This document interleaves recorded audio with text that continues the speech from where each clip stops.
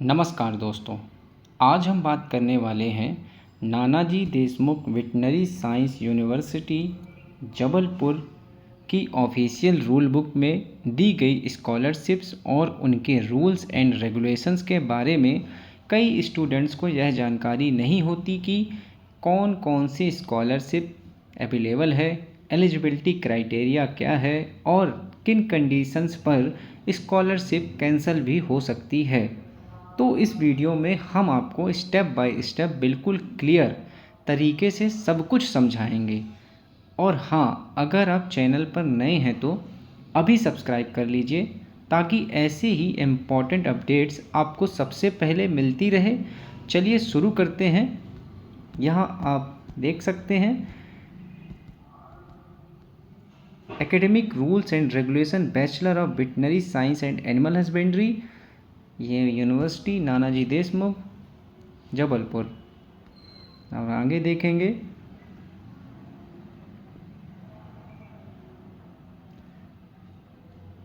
दोस्तों, आपके सामने यह एकेडमिक रूल्स एंड रेगुलेशंस है जो VVSC bachelor of veterinary science and animal husbandry course से जुड़ी हुई है। इस रूल बुक में कुल 15 चैप्टर हैं और 2 annexure 1 and annexure 2।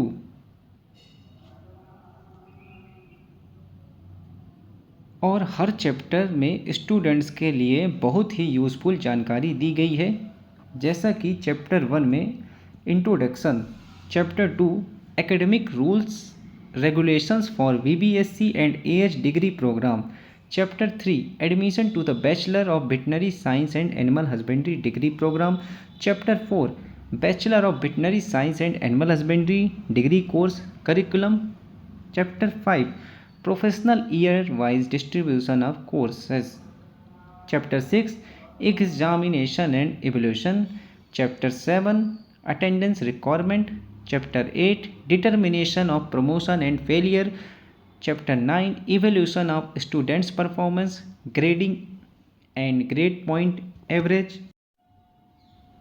Chapter 10 regulations for prevention of unfair means in the examination and punishment thereof, chapter 11 regulations for maintenance of conduct and discipline in the institution, chapter 12 regulations for maintenance of conduct and disciplines for hostelers, chapter 13 hostel administration, chapter 14 faculty of veterinary science and animal husbandry, medals and scholarships, chapter 15 fees structure for VBSC and AH, chapter 16 में annexure 1, 17 annexure 2। आप इन chapters को ज़रा ध्यान से देखिए। अगर आप चाहते हैं कि हम इनमें से किसी खास चैप्टर पर डिटेल वीडियो बनाएं तो हमें कमेंट करके ज़रूर बताइए। तो दोस्तों, आज हम बात करने वाले हैं चैप्टर नंबर 14 की, जिसमें बताया गया है स्कॉलरशिप्स के बारे में, यानी किसको मिलेगी स्कॉलरशिप, एलिजिबिलिटी क्या है और किन रूल्स का पालन करना ज़रूरी है। इस वीडियो को ध्यान से देखिएगा ताकि आपके सारे डाउट्स आज ही क्लियर हो जाएं। तो चलिए शुरू करते हैं। दोस्तों, सबसे पहले देखते हैं कि कौन कौन सी स्कॉलरशिप्स अवेलेबल हैं और उनका सोर्स क्या है। यहाँ पर फर्स्ट नंबर पे यहाँ पे सीरियल नंबर लिखा है, नेम ऑफ स्कॉलरशिप और सोर्स। फर्स्ट नंबर पे है आपकी नेशनल टैलेंट स्कॉलरशिप, सोर्स है Indian council of agriculture research, new Delhi. मतलब यह scholarship Eicher, Indian council of agriculture research की तरफ से दी जाती है। पूरे देश से चुनिंदा प्रतिभाशाली छात्रों को मिलती है। सेकंड है आपकी under graduate merit scholarship, NDVSU Jabalpur. यह यूनिवर्सिटी NDVSU जबलपुर खुद देती है, मेरिट के आधार पर दी जाती है। थर्ड है दोस्तों आपका schedule caste and schedule tribe scholarship MP state. यह स्कॉलरशिप मध्य प्रदेश सरकार देती है, सिर्फ अनुसूचित जाति और अनुसूचित जनजाति के छात्रों को मिलती है। फोर्थ है आपका ओबीसी स्कॉलरशिप एमपी स्टेट। यह भी मध्य प्रदेश सरकार देती है, सिर्फ अन्य पिछड़ा वर्ग ओबीसी के छात्रों को मिलती है। फिफ्थ है आपकी विक्रमादित्य स्कॉलरशिप एमपी स्टेट। यह भी एमपी गवर्नमेंट की योजना है, आर्थिक रूप से कमज़ोर लेकिन प्रतिभावान छात्रों को दी जाती है। यहाँ पे एक नोट भी लिखा हुआ है, the eligibility amount for the above mentioned and any other scholarship will be as per government and university notifications. Rule book में साफ लिखा है कि एलिजिबिलिटी अमाउंट और बाकी कंडीशंस सरकार और यूनिवर्सिटी की ऑफिशियल नोटिफिकेशंस के अनुसार होगी। दोस्तों, अब बात करते हैं स्कॉलरशिप रूल्स एंड रेगुलेशंस की।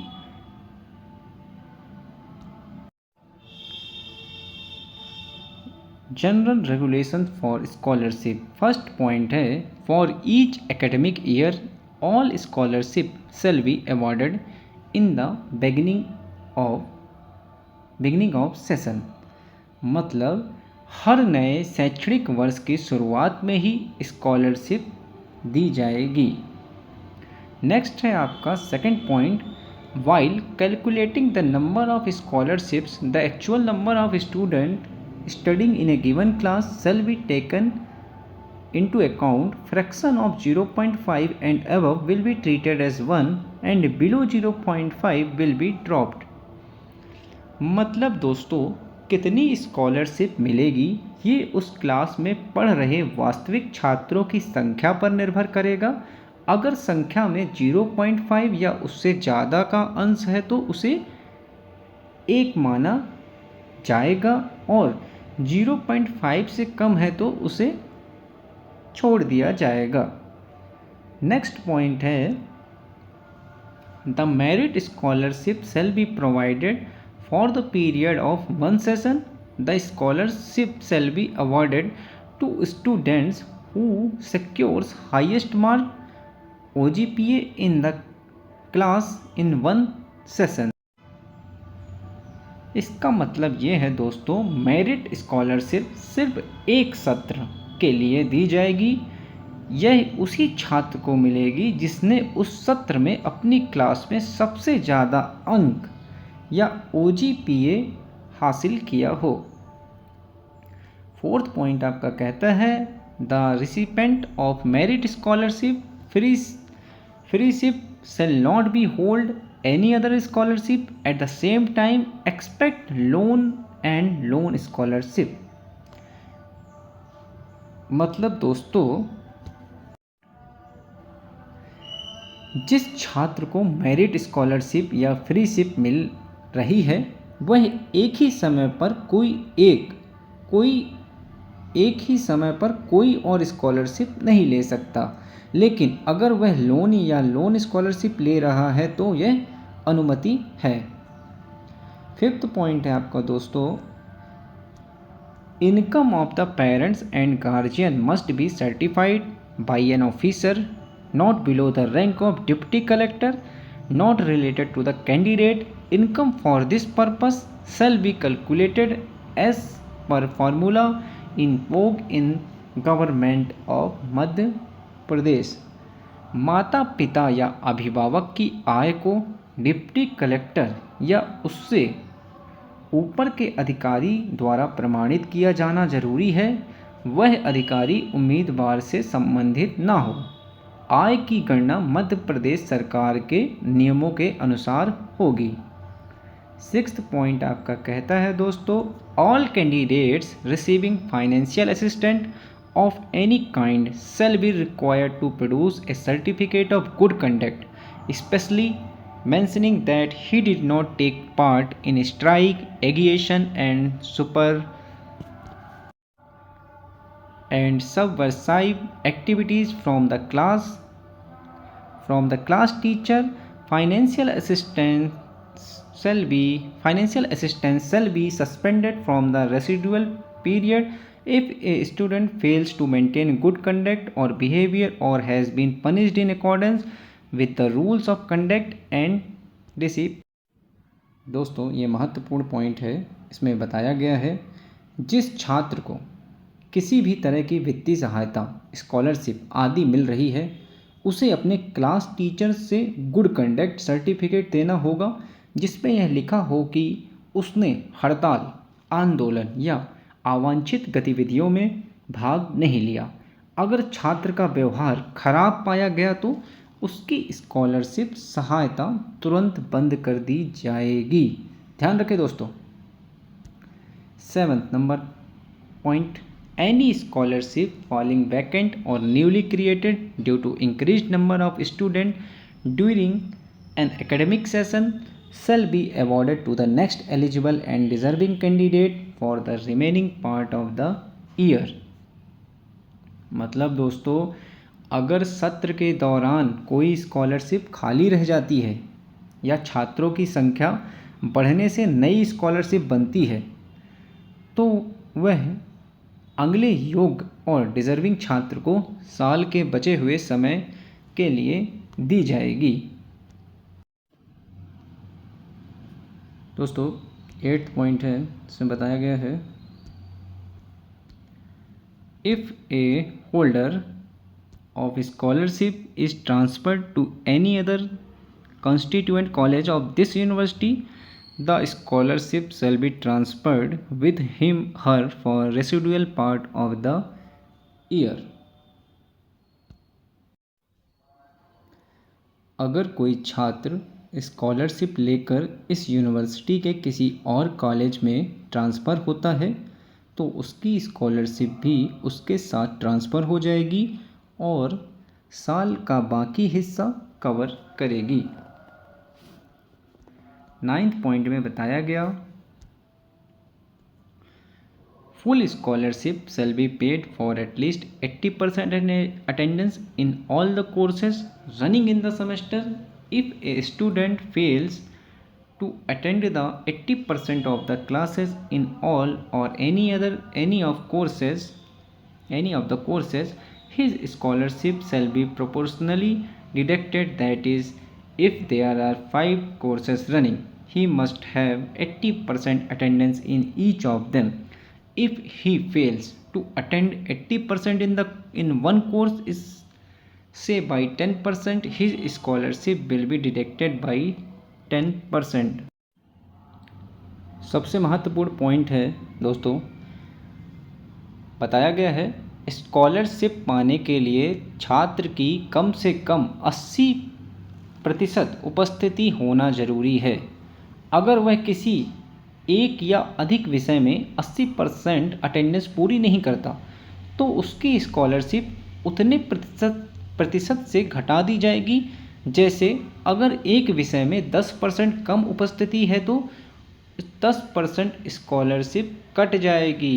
ध्यान रखें दोस्तों।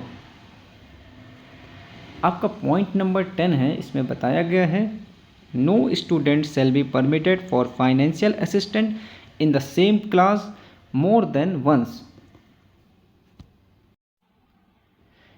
किसी भी छात्र को एक ही क्लास कक्षा में एक से ज़्यादा बार आर्थिक सहायता नहीं दी जाएगी।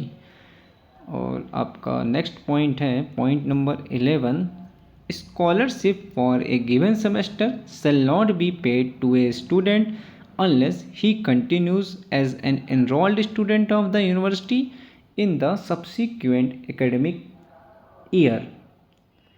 छात्र को उस सेमेस्टर की स्कॉलरशिप तभी मिलेगी जब वह अगले शैक्षणिक वर्ष में भी यूनिवर्सिटी में नामांकित एनरोल्ड रहेगा।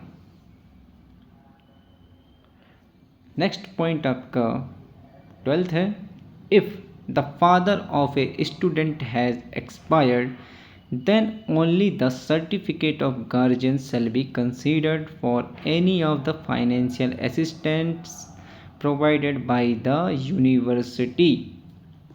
मतलब दोस्तों, अगर छात्र के पिता का निधन हो चुका है तो स्कॉलरशिप आर्थिक सहायता पाने के लिए केवल गार्जियन का प्रमाण पत्र मान्य होगा।